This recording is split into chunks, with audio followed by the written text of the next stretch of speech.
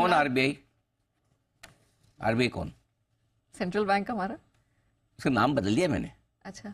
भारत का कमाऊ पूत। Very well. मतलब इतनी कमाई करके देने वाला तो ऐसा तो 2,11,000 करोड़। सर इसके इस फिगर के क्या मायने हैं जब हम रिकॉर्ड कह रहे हैं, और हम सरकार को फायदा क्या होगा, हमें क्या फायदा होगा? हाँ बिल्कुल, बहुत बढ़िया। तो नेहा जी, पहली चीज तो ये बता दें दर्शकों को हुआ क्या है।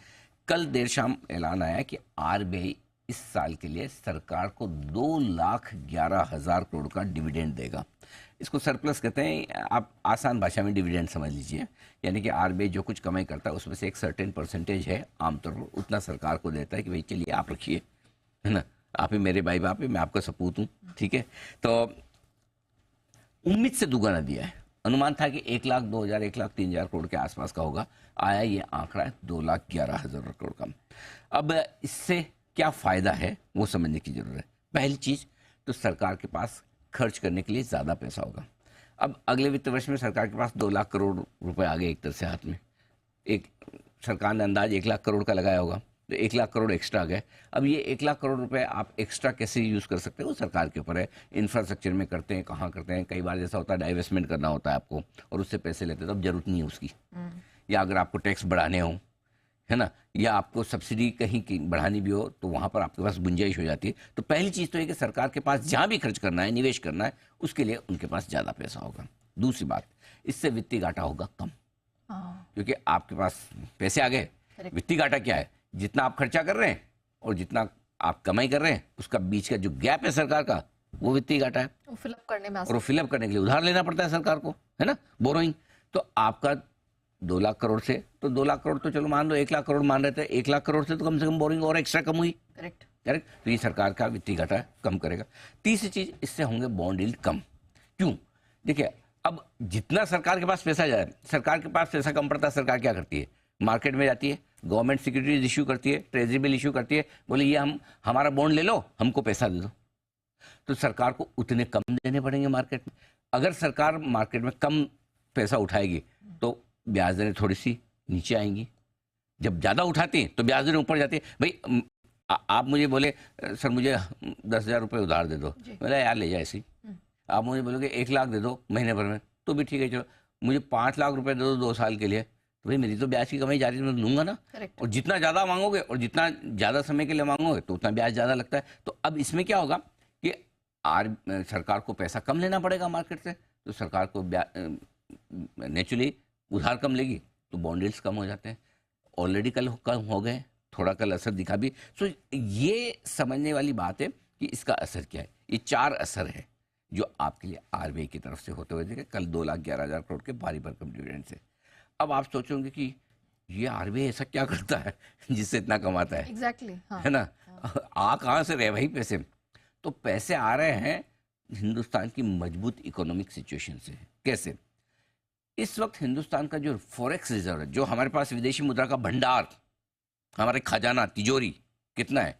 644 बिलियन डॉलर, और ऑल टाइम हाई रिकॉर्ड है 648 बिलियन डॉलर। मतलब ये समझ लीजिए कि इतिहास में अब तक का सबसे ज्यादा फॉरेक्स रिजर्व लेके बैठे हैं। हमारे पास इतने डॉलर पड़े हैं, 644 बिलियन डॉलर। अभी डॉलर पड़े तो ऐसा तो है नहीं कि आरबीआई ने अपने स्ट्रांग रूम में लॉकर में भर के डॉलर के नोट रखे हुए, नहीं ना, निवेश किए हैं। करेक्ट। कहाँ किए हैं? मोस्टली अमेरिका की ट्रेजरी में, अमेरिका के बॉन्ड्स को खरीदते हैं सरकार के, वहां पे जो ब्याज मिल रहा है। ओके। जब हम भारत सरकार की गवर्नमेंट सिक्योरिटीज में पैसा लगाते हैं तो हमें भारत सरकार पैसा देती, ब्याज देती।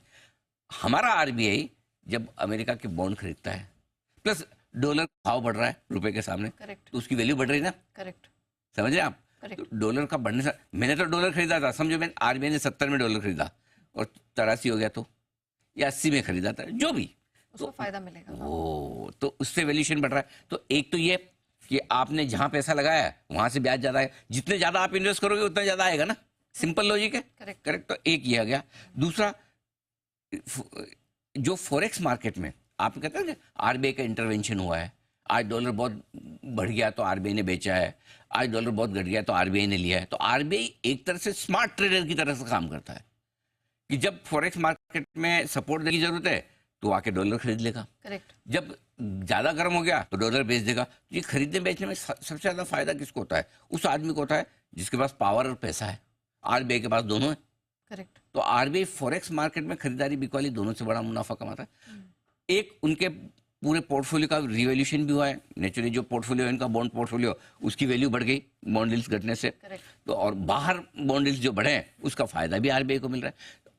एक और चीज है, आमतौर पर जब लिक्विडिटी कम होती है तो बैंक्स आरबीआई के पास जाते हैं, बोलते हैं कि हमें पैसे चाहिए, थोड़ा उधार दो, ओवरनाइट कॉल मनी बोलते हैं ना जिसको। जी, जी। तो वो ज्यादा देगा। अगर लिक्विडिटी कम है तो लोग कम उधार लेने आएंगे। लिक्विडिटी ज्यादा है तो कम लेने आएंगे उधार। अभी लिक्विडिटी थोड़ी कम चल रही थी पिछले साल, तो बैंक ज्यादा जाते हैं। अब बैंक उधार देंगे तो आरबीआई को मुफ्त में तो देता नहीं, ब्याज लेता है, तो वो ब्याज की कमाई भी बढ़ रही है। सो ये सारे मिलकर आरबीआई की कमाई को बढ़ा रहे हैं। अब मैं आपको बताऊं आरबीआई के इनकम का अनुमान पिछले साल 2,35,000 करोड़ की थी। 2 लाख में इस साल अनुमान है कि 3.25 से 4 लाख करोड़ है। तो आधा ही दे रहा है, ज्यादा नहीं दे रहा। आप समझ लीजिए 2,11,000 करोड़ दे रहा है ना, जितना कमा रहे उससे आधा हो रहा है। तो आमतौर पर 60 से 70% जितना आरबीआई कमाता है वो सरकार को दे देता है। ये विमल जालान साहब की कमेटी की रिपोर्ट आई थी और उन्होंने रिकमेंडेशन दी, भाई जितना कमा रहे हो 60-70% सरकार को दे दो। आप सरकार के सुपुत्र हो, आपको रखा ही इसलिए कि आप ब्याज दरों को प्रॉपर रखें, देश के फॉरेक्स रिजर्व को प्रॉपर रखें, महंगाई को काबू में रखें, पॉलिसी मॉनिटरी सही बनाएं, और वो सारे कर रहे हैं। तो ये आरबीआई के जो ये दमदार आपको दिख रहे हैं ना नंबर, शक्तिकांता दास साहब की शक्ति नजर आ रही है इसमें। बिल्कुल पूरी तरह से इकोनॉमी की शक्ति दिख रही है, हिंदुस्तान की शक्ति दिख रही है, और गवर्नर साहब की शक्ति दिख रही है। गजब, मजा आ गया, दिल खुश करने वाली खबर हो गई।